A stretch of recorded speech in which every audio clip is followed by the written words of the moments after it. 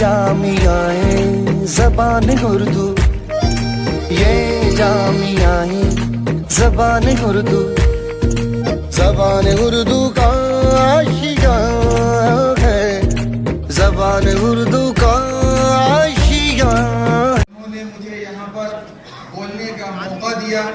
आज के इस बस में मेरा उन्वान है अवामी सतह पर उर्दू ज़बान के फ़रोग़ में दरपेश मसाइल और उनका हल। हैरत है तालीम और तरक्की में है पीछे, इस कौम का आगाज़ इक़रा से हुआ था। 21वीं सदी में तमाम ज़बानों के साथ साथ उर्दू को भी बहुत सारे नए चैलेंज दरपेश हुए, लेकिन इसकी बदकिस्मती ये रही कि इनके चाहने वालों ने इनके साथ जो सलूक किया, लिसानी तारीख में इसकी मिसाल मौजूद नहीं है। आज दुनिया के मुख्तलिफ खित्तों में आप देख सकते हैं कि लोग अपनी ज़बान के लिए जंग व जदाल करने से भी गुरेज नहीं करते, लेकिन इसके बरअक्स उर्दू हल्के में आपको मादूदे चंद के बहुत कम ही लोग ऐसे मिलेंगे जो अपनी ज़बान के सिलसिले में इतने हसास हो, उन्हें अपनी ज़बान से इतनी मोहब्बत हो कि वो खुद भी उर्दू सीखना चाहते हो और अपनी औलाद को भी उर्दू लिखना पढ़ना सिखाती हो ताकि वो इसकी नुमाइंदगी कर सके। मेरा ये मकसद है मिसाल पेश करने का कि आज जो हज़रात उर्दू से वाबस्ता हैं वो अपने दिलों को टटोल कर देखें, क्या वो उर्दू के बका के लिए उठ खड़े होने को तैयार हैं। कोई भी ज़बान उस वक्त मुस्तरद और खुद कफील समझी जाती है जब वो असली तकाज़ों को पूरा कर रही होती है।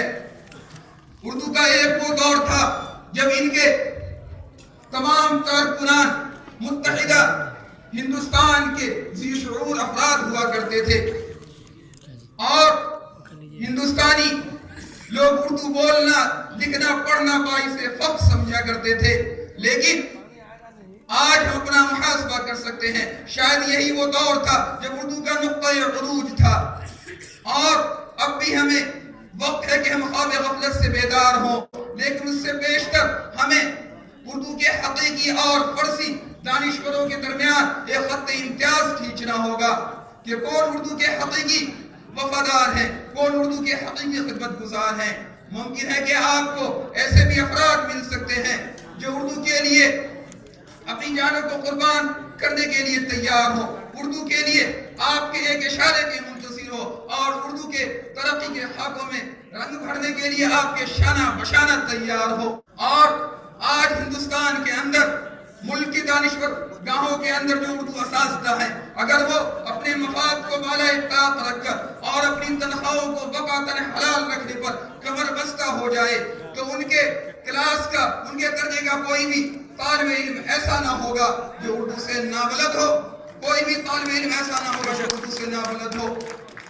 साथ ही साथ ये तालिब इल्म अपने असातिज़ा की हकीकी और तरबियत के नतीजे में माशरे के अंदर अहम किरदार अदा कर सकते हैं। जिन असातिज़ा स्कूलों और कॉलेजों के अंदर मुलाजिम है और उनका मज़मून साइंस, जोग्राफिया, माशियात, ये तमाम मज़ामीन हैं, अगर वो इन मज़ामीन को उर्दू के अंदर किताबें की शक्ल दे तो तालिब इल्म और अवाम इससे इस्तेफादा कर सकती है।